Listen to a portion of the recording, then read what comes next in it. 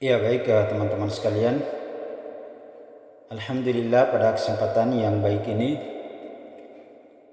kita akan kembali melanjutkan pembacaan kitab Al-Fiqhul Muyassar,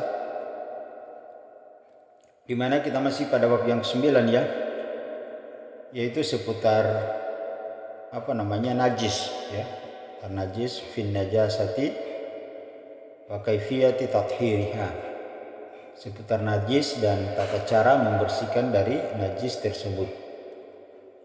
Nah, kebetulan pada permasalahan yang ketiga ini, ikhwan sekalian, kita sudah masuk pada al-mas'alatus salisa, permasalahan yang ketiga, kaifiyati, tata cara tathhiri, membersihkan an-najasati, najis tersebut. Jadi tata cara membersihkan dari najis tersebut. Maka di sini ikhwan sekalian penulis mengatakan yang pertama, idza kanat, apabila an-najasatu, najis itu, fil ardi, dia terdapat pada tanah, wal makan, begitu juga dia terdapat pada tempat. Maka kalau kondisinya yang seperti ini, fahadihi, maka kalau kondisi yang seperti ini, yakfi, dia cukup, fi tathhiriha, di dalam membersihkannya itu, ghaslatan wahidah, dengan satu kali cucian saja. Jadi ini ikhwan sekalian, jadi kalau najisnya itu pada tanah atau pada tempat-tempat yang ini tempat-tempat yang memungkinkan itu mudah air meresap di situ ya.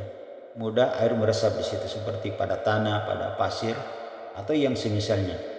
Fahazi yakfi tathhirha ghaslatan wahidah, maka memungkinkan cukup dibasuh dengan satu kali, dituangkan air di situ, maka kemungkinan najis tersebut dia akan menyerap bersamaan dengan tanah atau dengan pasir tersebut. Ini pada tempat-tempat yang memang dia mudah meresap air. Tazhabu bi ainin najasati, maka caranya dengan menghilangkan zat dari najis tersebut. Ya, najis tersebut zatnya apa itu? Bau, rasa dan warnanya hilang darinya. Fa yusibu 'alaiha ma, maka di tempat tadi itu cukup disiramkan dengan air saja. Disiramkan air atau dituangkan air di situ, fa yusabu 'alaiha ma marratan wahida, dengan satu kali. Itu tadi ya, kalau tempatnya mudah menyerap air, cukup disirami dengan satu kali. Nah, ikhwan sekalian, tidak ada bilangan tertentu ya, dia tidak dibatasi. Kalau dia membutuhkan satu kali saja kemudian hilang, maka itu sudah cukup. Kalau sampai 2 kali, 3 kali ya tergantung, selama najisnya, zat dari najis tersebut sudah hilang, maka dia tidak harus dibatasi dengan bilangan tertentu ya. Intinya kapan najisnya sudah hilang, walaupun cuma hanya 1 kali, maka itu sudah cukup. Kemudian ikhwan sekalian, kalau kita lihat kondisi kita saat ini ya, di mana seperti misalnya masjid, tempat yang kita untuk ibadah, untuk sholat, saat ini beda dengan masjid di zaman Nabi Sallallahu Alaihi Wasallam. Kita saat ini masjidnya sudah banyak di keramik, diberikan tehel ya. Maka kalau kita siramkan air, misalnya ada najis di tehel tersebut atau di keramik itu, terus kita siramkan air, maka dikhawatirkan bukan kita membersihkan tapi malah mengotori ya. Bisa jadi najisnya itu dia kemana-mana, akhirnya dia tambah mengotori. Maka cara membersihkannya mungkin dengan cara yang lain. Bisa itu tadi disiramkan air dulu, baru setelah itu dipel ya, dipel. Intinya itu tadi, menghilangkan ain dari najis tersebut, zat dari najis tersebut. Terkait dengan hal ini, li'amrihi sallallahu alaihi wasallam, berdasarkan perintah Nabi sallallahu alaihi wasallam, bisabbil ma, untuk menuangkan air atau menyiramkan air, ala baulil arabin, pada kencingnya seorang Arab Badui. Ini kisahnya sangat masyhur. Arab Badui datang kencing di masjid Nabi sallallahu alaihi wasallam. Di saat itu Nabi dan para sahabatnya sedang ngumpul, maka ada sahabat marah sampai ada yang mau berdiri memukul daripada Arab Badui ini. Namun Nabi menahan mereka. Nabi memerintahkan yusabu alaiha ma, cukup dituangkan air, disiramkan air dari kencingnya orang Arab Badu ini, bala fil masjid, yang kencing di masjid Nabi sallallahu alaihi wasallam. Kemudian ikhwan sekalian, yang kedua adalah idza kanat najasatun ala ghairil ard, apabila najis itu dia berada pada tempat selain daripada tanah. Kan takuna fi saub, misalnya najisnya berada pada pakaian kita yang kita gunakan, au fil ina'in, atau pada bejana-bejana yang kita gunakan. Sehingga fa in kana, jika apabila min qalbin, ya, najisnya itu berasal dari anjing, ya, pada pakaian tadi atau pada bejana itu dia asalnya dari anjing. Wala ghafil ina'in, yang dia menjilat di bejana kita tersebut, fala budda, maka harus min ghasliha, dia mencucinya itu sab'a ghasalatin, cara dicucinya adalah sab'a ghasalatin, dengan 3 kali cucian. Itu jadi kalau anjing menjilat pada bejana kita, pada piring-piring makan kita atau yang semisalnya yang biasa kita gunakan, maka harus dibersihkan itu sebanyak 7 kali.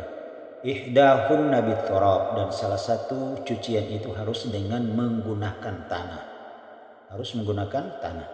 Di qaulihi sallallahu alaihi wasallam, berdasarkan sabda Nabi sallallahu alaihi wasallam, idza walagal qalbu fi ina'i ahadikum, apabila menjilat anjing fi ina'i ahadikum, di bejana ahadikum, salah seorang di antara kalian, falyaghsiluhu, maka hendaknya dia membersihkannya itu sab'an, sebanyak 7 kali.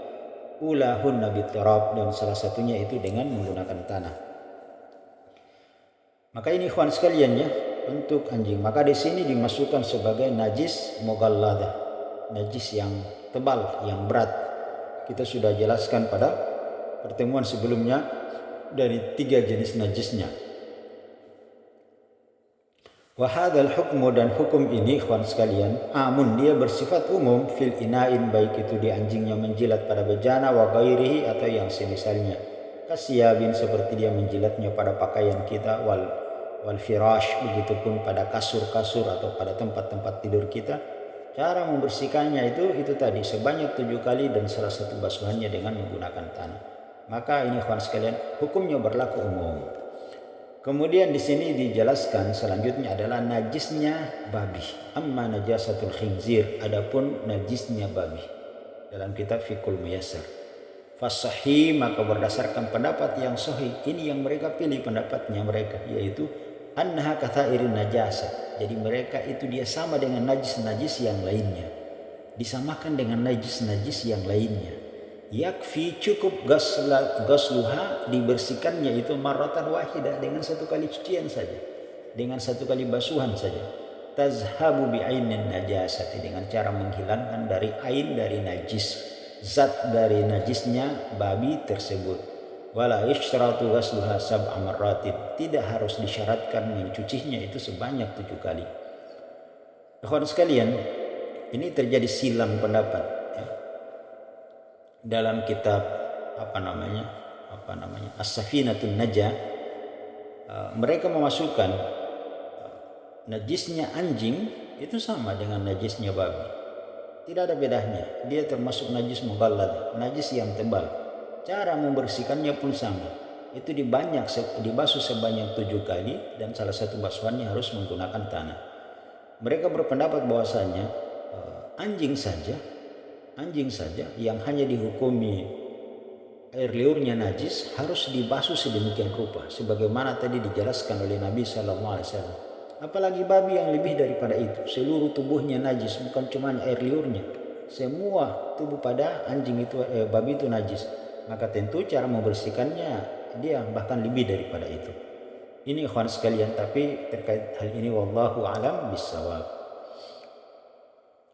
Kemudian ikhwan sekalian, wa in kana najasatun fil baulil wal ghaiti, adapun najis itu, jika najis itu berasal dari air kencing, ya ini sudah masuk pada najis yang bentuknya air kencing.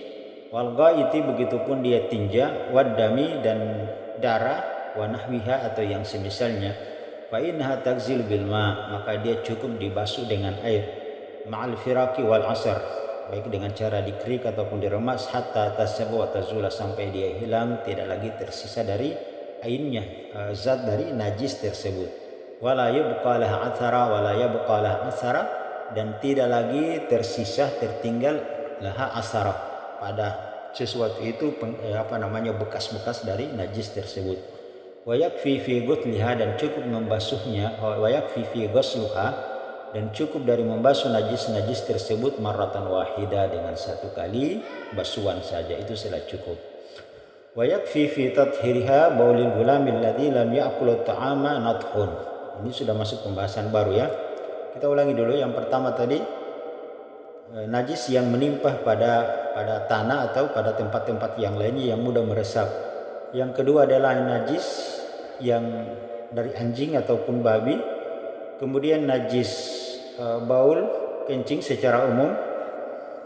Begitupun tinja, dam, darah dan yang semisalnya. Ini kemudian wa yakfi fi tathhiri baulil gulamil ladzi lam ya'kul ta'am nadhun. Adapun cukup mensucikan, membersihkan baulil gulam, kencingnya anak bayi laki-laki, alladzi lam ya'kul ta'am, yang dimana dia belum mengkonsumsi makanan, nadhun, maka dia cukup di nadhun.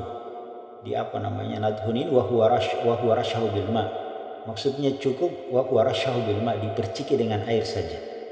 Di qaulihi sallallahu alaihi wasallam, berdasarkan sabda Nabi sallallahu alaihi wasallam, yaghsilu min baulil jariyah, Nabi memerintahkan mencuci air kencingnya bayi perempuan. Wa yandahu, dan cukup memerciki min baulil gulam, dari bayi anak laki-laki. Jadi beda cara membersihkannya. Adapun bayi anak laki-laki yang belum mengkonsumsi makanan, maka dia cukup diperciki dengan air. Adapun kencingnya anak perempuan, baik dia sudah mengkonsumsi makanan atau belum, maka dia dihukumi sama dengan kencingnya orang dewasa dan harus dibasuh. Wajib dibasuh untuk menghilangkan dari ain zat najis tersebut. Wali hadithi Ummu Qais bintu Muhsan lima taqaddam, ya, sebagaimana hadis dari Ummu Qais bintu Muhsan yang kita sudah jelaskan, lima taqaddam, sudah dijelaskan sebelumnya. Amma jildul maita, sekarang ini terkait dengan jildul maita, kulitnya maita, bangkai, ma'kul lahm, dari hewan-hewan yang dimakan dagingnya, seperti kambing, sapi, kerbau, atau yang semisalnya, onta, yang kalau dia disembelih dengan cara disembelih maka dimakan dagingnya. Tapi kalau dia mati secara wajar tanpa disembelih, maka itu dihukumi sebagai bangkai. Yang boleh dimanfaatkan adalah kulitnya, yaitu fa innahu yathuru bid-dabab, maka dia akan menjadi suci ini ikhwan sekalian dengan cara kita menyamaknya. Di qaulihi sallallahu alaihi wasallam, berdasarkan sabda Nabi sallallahu alaihi wasallam, ayyuma hayyahabin dubigah, kulit mana saja yang disamak, faqad tahuru, maka dia menjadi suci. Tentu kita sudah jelaskan ya, ini sudah jelaskan pada pertemuan sebelumnya terkait dengan menyamak dari kulit hewan-hewan yang dimakan dagingnya. Selanjutnya wadamul haid, adapun darah haid. Sebetulnya darah haid ini insyaallah nanti kita bahas pada bab yang ke-10 ya. Tapi di sini mungkin hanya dijelaskan saja, taghsiluhul mar'atu min saubiha bil ma', maka wajib dibasuh oleh seorang perempuan dari pakaiannya dengan air. Tsumma nadhuhu, kemudian dia memerciki air, tsumma tusalli fihi, maksudnya dia nadhuhu ini artinya mengguyurkan air pada pakaiannya tersebut, tsumma tusalli fihi, baru dia bisa sholat dengannya. Fa'alal muslim, maka wajib bagi setiap muslim atau perlu diperhatikan bagi setiap muslim, ayatahamma, penting dia memperhatikan bitaharatin, kesuciannya, minan najasatin, dari najis-najis, fi badanihi, baik najis pada badannya, wa makanihi, begitupun pada tempat ibadahnya, di mana dia akan melakukan ibadah, ataupun tempat di mana dia berada di sekeliling hal tersebut, wa saubihi, dan begitupun najis itu pada pakaiannya, alladhi yusalli fi, kalau dia sebelum gunakan untuk sholat, baik tempat pada badannya, pakaiannya, tempatnya yang dia gunakan untuk sholat, harus dibersihkan dulu, harus disucikan dulu, harus dia perhatikan hal itu. Liannaha syurutul sihhatis shalah, sebab itu adalah salah satu syarat sahnya sholat itu, seseorang harus bersih dari najis selain dia bersih dari hadas kecil maupun hadas besar, dia juga syaratnya harus bersih dari najis. Sehingga kalau ada najis pada tubuhnya atau pada pakaiannya atau pada tempat dia melakukan sholat di situ, maka selama dia tahu, maka sholatnya menjadi tidak sah, tidak diterima sholatnya. Kalau dia sengaja melakukan hal tersebut, kalau tidak sengaja maka itu diperkecualikan tentunya ya ikhwan sekalian. Maka teman-teman sekalian, ini permasalahan yang ketiga, tata cara membersihkan najis. Selanjutnya bab yang ke-10, yaitu babul asyir, bab yang ke-10. Bab yang ke-10 fi haidin, tentang haid wan nifas dan darah nifas. Jadi darah haid, darah nifas, darah istihadah dan yang semisalnya. Wa fihi masail, jadi bab ke-10 ini ada beberapa permasalahan. Ikhwan sekalian, bab yang ke-10 ini adalah merupakan pembahasan fikih yang sangat rumit, yaitu seputar darah haid dan darah nifas. Ya, ini pembahasan fikih yang sangat rumit. Nanti insya Allah kita akan jelaskan pada pertemuan yang akan datang. Kita cukupkan sampai di sini. Subhanakallahumma wa bihamdika asyhadu an la ilaha illa anta astaghfiruka wa atubu ilaik. Assalamualaikum warahmatullahi wabarakatuh.